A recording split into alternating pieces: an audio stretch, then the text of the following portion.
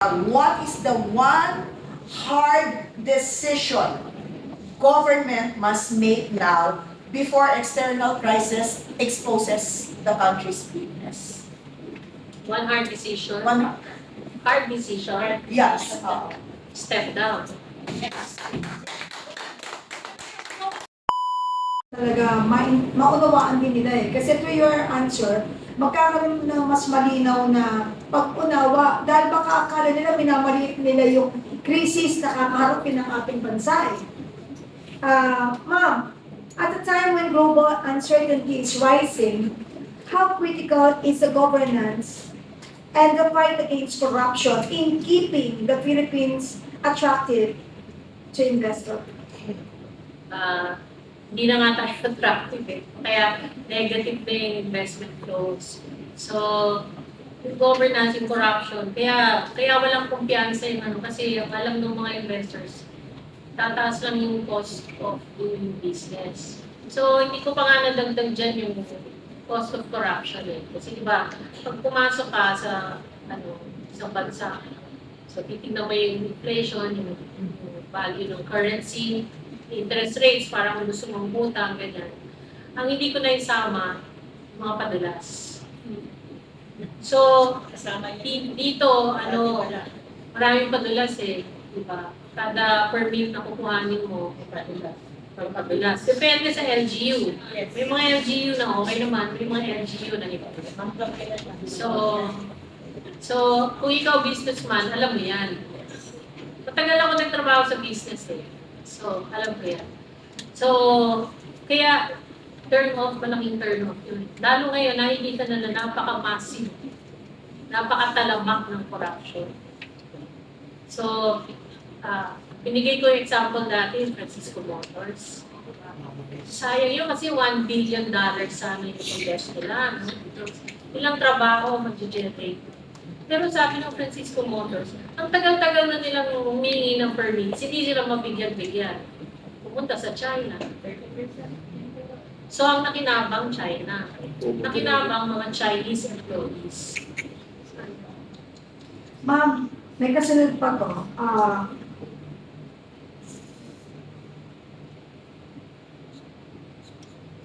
Do you believe the Philippine economy today is resilient enough to withstand external shocks like a Middle East crisis? Or are there underlying vulnerabilities we need to urgently address, ma'am?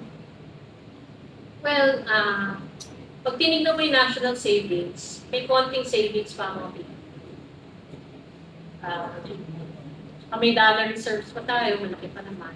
Like I said, yung import cover natin, 7 months. So, kaya pa. Pero kung tumuloy-tuloy itong crisis, at saka kung tumuloy-tuloy yung corruption, siguro we have a buffer of 1 to 2 years. Kaya sabi ko, kaya pa ba natin yung 2 years na ganito ang governance? Kasi sayang yung pinundar natin eh. Na ako nanginayang dun sa pinundar at saka yung potential. Kasi yung potential is 7 to 8% growth every year ng GDP. We're just growing by 4. This year, swerte tayo kung tumaas pa ang economy ng 3%. So yun yung ko lang, let's forecast ko. Swerte pa tayo kung mga 3% tapos.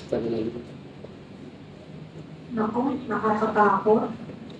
Kaya kailangan mga kababayan, gumising tayo, no? Susugan ko ng isa pang question si ma'am para talaga imulat natin ang mata ng ating mga kababayan sa totoong nangyayari sa ating pong bansa. Ma'am, in this complex global environment, what should be the top 3 priorities of government to protect economic stability and sustain growth?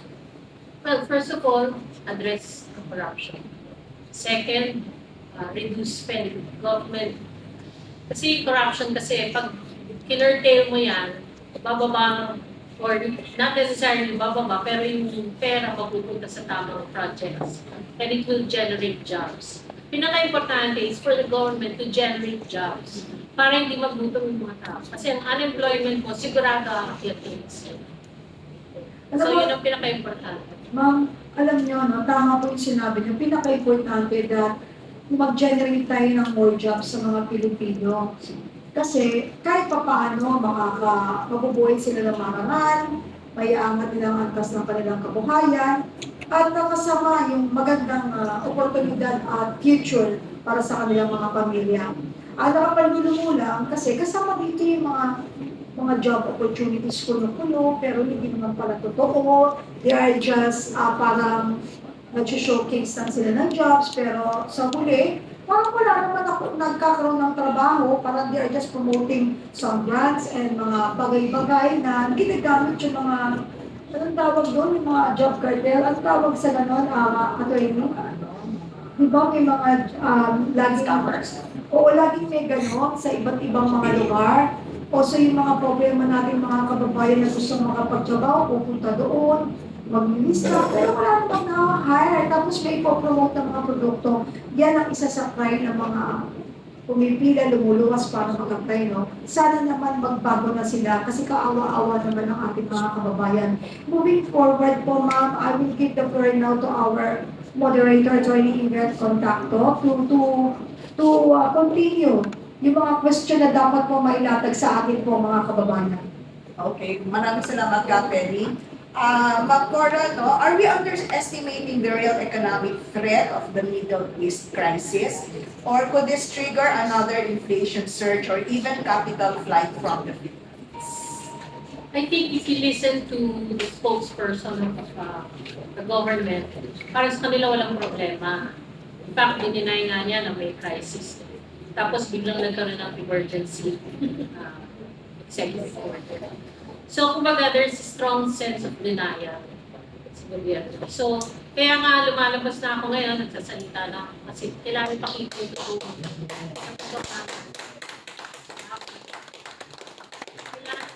Kailangan makita ng mga tao kung ano yung katotohanan sa numero. Hindi ako nagsasabi ng, walang basis. Kailangan makita, kaya pinakita ko sa inyo, puro charts, wala masyadong text. At saka mga official sources yun. So, kailangan malaman na talaga yung katotohanan. Kasi kung hindi natin alam ang katotohanan, paano natin i-address yung problema? Kung in denial ka na may problema, paano mo masusurvive? So in other words, yung cynicism could trigger inflation dahil hindi sinasabi yung katotohanan. May pangamba. Tsaka hindi tayo handa. So, bawa, mawalan ng kuryente. Handa ka ba na mawala ng kuryente ng 2 linggo? Handa ka ba na maubusan ka ng tubig kasi walang kuryente? Lalo na yung mga nakatira sa condominium. So, handa ba silang mag-igib ng tubig hanggang 20th floor, 15th floor, ganyan. So, kasi walang elevator. So, I'm just stating certain worst case scenarios. Kasi, when you do scenario planning, especially for a crisis, you always have to look at the worst case scenario. Para handa ka. And sa ganun mama, no, susundan ko lang po yung nabanggit mo.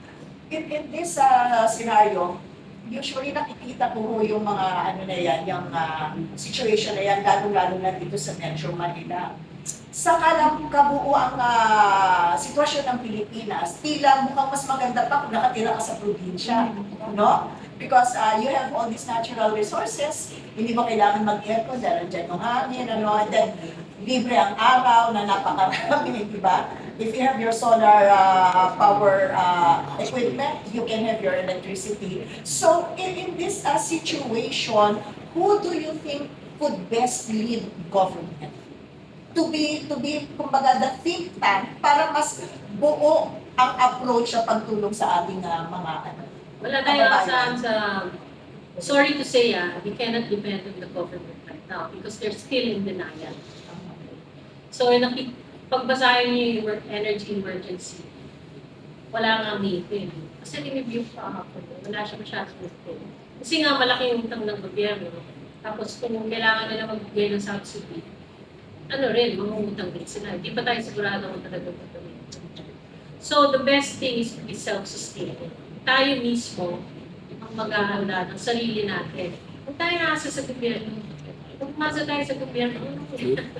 Kasi nga in denial sila. Pero with the question that you posed, handa ka ba kung sakali sa 2 linggo, wala kang kuryente, wala kang tubig? And then you advise na mas maganda you just rely on your own. Marami sa atin ang hindi alam ano ang gagawin. Who do you think would best help us also in may nagsabi nga, in this learned helplessness, anong sa tingin nyo ang magandang gawin ng ordinaryong mamamayan para bukod sa pagbubuklod at mapag-usapan, saan sila sa tingin nyo pwedeng humingi ng guidance o kaya, guidance, paano makapaghanda? So kung libawa, tingin nyo in 2 weeks, diba, mawawala ng kuryente, ano bang kailangan nyo sa ilaw? How can you sustain yourselves kung walang kuryente ng 2 linggo? O kaya rotating brownout, sabihin nyo na lang. Kaya pwede mag-aircon. So saan kayo kukuha ng pampalamig? Diba may solar power, electric fans, although hindi naman, syempre, tatagal yung mga gano'n. Kaya kailangan matuto tayo magtiis. Sa pagkain, yung ibang bansa, marunong sila mag-preserve ng pagkain. Lalo na yung may mga winters, diba? Nag-aatsara sila, i-preserve sila ng mga Tayo may mga tuyo, may dahi, may danggit, ganyan. So those will last at least 2 weeks. Bigas. Kaya nyo ba mag-save ng bigas for the next 2 weeks? Do you have enough savings ngayon para bumili ng food stocks? Kasi sa ibang bansa, ni-encourage nila yan. May mga basement sila, lalo na yung mga dinadaanan ng mga tornadoes. Kailangan may basement sila sa bahay. Tapos nandun yung mga food stocks nila. Kaya lang kung babakain naman, di ba? So yun kailangan isipin nyo, kayo mismo mag-iisip ng mga paraan. Paano? Paano tayo makaka-cope? Kasi kung hindi tayo makakaasa sa gobyerno ngayon, kailangan yung mga leaders natin sa mga purok-purok, mga communities natin, tayo na mismo mag-isip anong pwede natin gawin para makasurvive tayo for the next 2 weeks na mawawala ng gasolina o ng kuryente. I'm stating these extreme cases kasi pwedeng mangyari ngayon that at the rate our government is denying that there's a crisis, and second, the crisis in the Middle East is pretty severe. And we don't know when it will end. Ma'am, in fact, Sige po, yes, please, actually, ramdam ko na ang crisis. Sa mga walang sasakyan, hindi pa rin yung ramdam. Maniwala ka kanina umaga, ang 1 litro ng diesel, if you will say, is 128. From 50 plus. So, nag-double ang presyo. More than More than 60% na. Kaya alam mo, let's use this platform to inform the people. Kasi tama yung sinabi ni Mami, in denial pa rin sila up to now. That is very unfair sa atin. Tapos asking us, yung isa sa question, sino yung aasahan natin, tatakbuhan natin, yung mga simpleng mamamayang Pilipino. Ang first na thinking natin, of course, is the government. Automatic. But, how can we do that? Ngayon pangalan, di ba? In denial sila. News blackout tayo sa totoong sitwasyon na talagang hindi parating ng krisis. Krisis na po. And nakakapanlumo po talaga. Bakit kailangan magsinungaling sila imbis na tulungan nila tayong maghanda at ibigay ang tunay na datos kung ano na talaga ang kalagayan ng bansa. Miss Penny, yung solution ay na-offer nila is not sustainable. Kasi kung ayuda lang, hindi tatagal yan Kung trabaho, tatagal. Kaya that's why I'm saying, yung pinakakailangan na ibigay nila ngayon, trabaho, hindi ayuda. Yes. And ibalik ko lang na nabanggit niyo yan, Ma'am Cora, about giving jobs. Nung lockdown, okay, hindi ba nakwento yan sa atin ni Secretary Ibe Portelio, nung naging guest natin. Okay, lockdown, walang trabaho ang nasa hotel sector, ang mga nasa transport sector, kasi bawal umikot. Pero ano ang ginawa ng gobyerno? Para dun sa mga bus drivers na nawalan ng trabaho, dito nag-umpisa yung tupad. Binigyan sila, hindi ayuda ha, trabaho. Ano ang pinagawa sa kanila? Pinaglinis sila ng EDSA. Nagsasweldo sila. May trabaho sila, na-sustain yung pamilya. Yung build. Lockdown yun, pero dire-diretso yung pagpapatrabaho. 6 million na Pilipino ang nagkatrabaho during that build program, lalo na nung lockdown. Hotel industry, dapat yan walang pumasok na turista. Bakit buhay? Kasi yung mga OFWs na pinauwi, doon muna quinarantine. Buhay yung hotel sector. Buhay ang ekonomiya. Yun ang sinasabi ni Ma'am Cora. Kailangan natin trabaho, kailangan maging creative, no? Ma'am Cora, sa tingin niyo po ba sa mga pribadong mga korporasyon, pwede silang maging creative to take advantage of this situation para makakreate ng jobs? That's very possible. Kaya lang kung sila mismo hindi rin sila masyadong aware or wala silang crisis management group na nagka-handle nito. Or mahirap din. The best way talaga is mag-community planning tayo. Yung mga sariling community natin. Kasi mahirap pumasa sa iba eh. Kasi we are in a different situation. Yung lockdown kasi, governance was still there. No? Good governance was still working. Ngayon wala eh. And data, information is being hidden away from the public.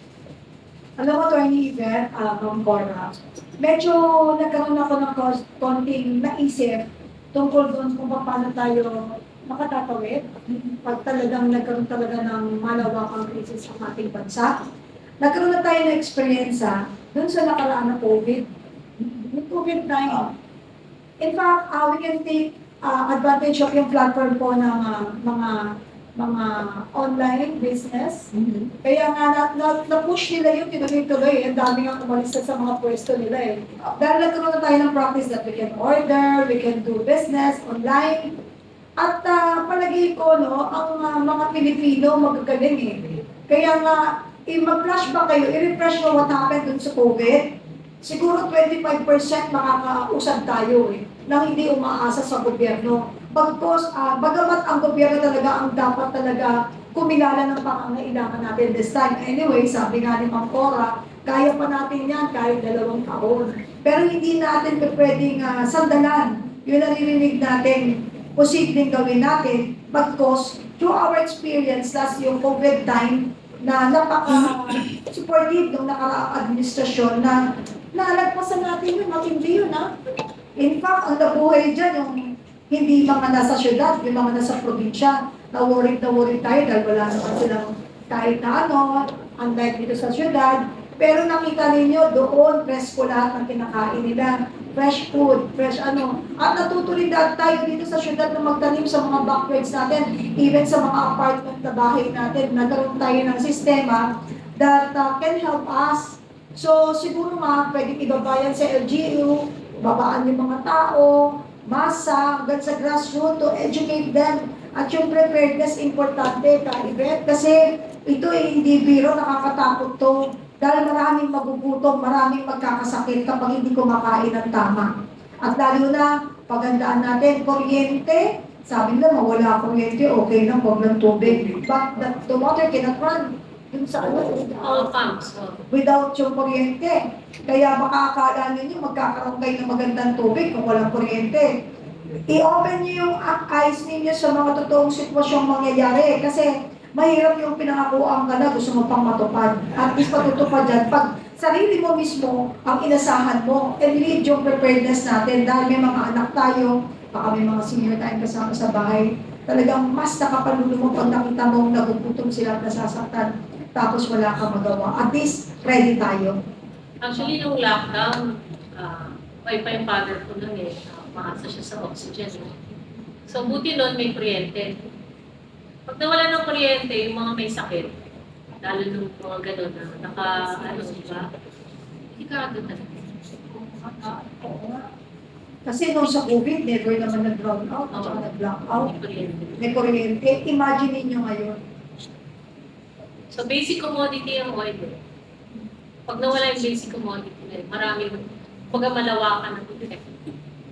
Nakakatakot, no? Let's take advantage of our platform now, yung sa kapiyan sa PDP. Huwag natin maliitin to kasi ang dami nanonood yan maabot tayo ng million viewers ni Gada. We can help them para sa impormasyong totoo. Kasi parang hindi nila nilalapag yung totoong sitwasyon ng ating bansa. Sasabihin, malayo, ganyan. Malayo pa rin, bakit tumaas ang product? Bakit? Hindi yan sa layo o sa lapit. Yung pangangailangan ng tao dahil may krisis. Hanggang ngayon, hindi nila alam at sinasabi sa taong bayan na nasa krisis na po tayo. So sa tingin po ninyo, kaigat baka ang dami ko pa lang dapat ilatag. Hindi. Sorry. Gusto ko lang kasi susugan, nasabi mo kasi about taking advantage of this platform. Nasabi na kasi ni Ma'am Cora, na magkaroon ng community planning. We'd like to take this opportunity para manawagan sa aming mga viewers, lalong-lalo na yung mga kababaihan at mga nanay. Alam nyo, sa bawat pamilya, nanay ang may karga ng bigat, ng responsibilidad, paano pagkakasyahin ang kung anong meron sila. Sila yung umiiyak, sila yung nagbibinagpis, sila yung may stress, no? Paano pagdudugtungin ang bawat araw. Kaya sa mga nanay, sa mga kababaihan dyan, kapag kayo po ay nagpupulong-pulong, nagbigay na ho ng payo si Ma'am Cora, mag-usap-usap na kayo, mag-community planning, magkaroon ng plano para sa 2 linggong kung sakaling mawalan ng kuryente, ng tubig, ng bigas. Again, nasabi ko yung mga nasa probinsya walang problema Merong source ng tubig, pakuluan mo lang, may mga kahoy sa gubat, malinis na ang tubig mo. Dito sa Metro Manila, kahit sabihin mo may mga nag-aano ng bottled water, di ba? Kung wala namang kuryente, paano lilinisin yung tubig na iinumin ninyo? Tama? Alam nyo, kita nyo lahat ng cellphones na yan. Paano gagana yung walang kuryente? Which, Ma'am Cora, kaya nga po ngayon, alam nyo, bilib ako sa kakayahan ng mga Pilipino Ngayon ako nananawagan sa mga inventor na mga Pilipino. Nung time ni PRRD, may programa Mga hindi ba? Magmeeting. Oo, pinababalik yung mga inventors natin, binibigyan ng mga privileges, ang daming binibigay na incentives. Sa inyo po, nananawagan din po ang PDP na sana po magsakripisyo kayo, mag-invento kayo doon sa mga nasabi ni Ma'am Cora na kakaharaping krisis natin kung paano pwedeng masagot yon ng siyensya. No? Ang Pilipino, bilib ako sa kakayahan yan. In fact, yung fluorescent, di ba? Itong fluorescent, Pilipino nag-invento yan Di ba? Actually, alam mo, Attorney Yvette, Yes, ma'am. during times of crisis, dyan talaga lumalabas yung mga mag-create. Maraming oportunidad during ang crisis. Opo. So, dyan lumalabas talaga yung galing ng tao. And to think na marami tayong natural resources, andyan yung araw, andyan yung hangin, yung dagat, na alam kong may kakayahan na mag-produce ng energy, no? Maging eye-opener po ito na whether may crisis o wala, dapat parating handa. Kaya sa inyong mga kabataan na nakikinig ngayon, huwag nyo gawing hadlang din, no? Ang inyong edad para makagawa ng isang mapapakinabangang bagay na maaaring kathang-isip ninyo, pero kalaunan ay makakasave ng buhay, makakaligtas ng maraming buhay na Pilipino. Nasabi ni Ma'am Cora, yung mga nasa ospital na mga kailangan ng kuryente, ano ang pwede yung na inventions, no? Para dire-diretso ang takbo ng mga gamit sa ospital. Alam mo, nabivisualize ko, habang nagsasalita si Ma'am Cora tungkol dun sa hospital. Tapos binanggit mo po muli niya yun.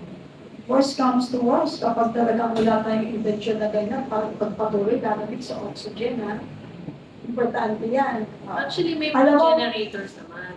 Kailangan pa ng roto. Oh, alam mo, Kailangan din ng crudo. this is not a joke, reality itong gusto kong sabihin. Ang mangyayari yan, mano-mano tayo. Oo. Mano-mano tayo, pero alam mo, ang Pilipino, matatag. Talagang pinatatag tayo ng mga nangyayaring korupsyon. Dahil unang-una, expected na natin na naririnig lang natin, kasama tayo sa plano, pero pag nandyan na, wala na tayo. So, wala tayo sa priority. So, what I'm trying to say is, get ready. Kasi, kailangan, iba na po yung handa, maging Girl Scout at Boy Scout tayo sa panahon ng crisis po sa ating bansa. Kasi, sa totoo lang mo, ang daming nilalatag eh, lalo na po ni Ma'am Cora. Kung titignan mo, pakikinggan mo, lalo mo lang talaga pinasisindi talaga na yung ating dating hakang-haka ay tunay palang totoo na matagal na pala tayong binabalahura. Kinakaya-kaya, eh ngayon alam na ninyo, papayag pa ba kayo? So, from Cora, talagang nakakatakot pero biglang-bigla kami dahil bakit kailangan sa sobra-sobrang pera o yaman meron ng Pilipinas, bakit kailangan naman tong sa ganitong sitwasyon na pati mga maliliit nating kababayan ay harap-harapang nilulokot ninanakawan? Actually, mayaman ang bansa natin. Kasi we have all the natural resources na kailangan pwedeng makapagbigay ng sariling yaman. May lupa tayo, may ulan, fertile ang soil natin, meron tayong ginto, meron tayong langis. Sa ilalim, nasa ilalim pa nga naman. So, tapos ang mga Pilipino masisipag, kaya nga, di ba? Ang Pilipino mismo aangat sa ekonomiya ngayon, hindi yung gobyerno. Ordinaryong Pilipino. So, kung kailangan talaga, humingi na tayo ng accountability sa gobyernong to. Okay? Kasi kung hindi, lalala pa ng lalala ang sitwasyon. So, maski walang crisis, maski walang oil crisis, lalala talaga yung ekonomiya. Nakikita ko na yung dati pa. Kaya lang, it got worse. Okay? Lumala dahil nagkaroon ng crisis pa sa labas. Eh, gusto yata magtanong. Sandali po muna tayo Mama, sorry but I want sana, if you don't mind, kasi you did not attend the meeting kanina earlier. Kaya hindi ka aware. So, pakibulong na lang kay Ma'am. So, can you please continue, Attorney Rubet? Actually, ma'am, ito, para madinig din ng kung nakikinig ngayon ng ating administrasyon, ma'am. Okay, so tinatag yung itong crisis management called the Uplift Committee, also known as the Unified Package for Livelihoods, Industry, Food and Transport, na personal tingin ko ayuda style ang mangyayari. But at this critical moment, Ma'am Cora, what is the one hard decision government must make now before external crisis exposes the country's weakness? One hard decision. One, Hard decision. yes. Step down.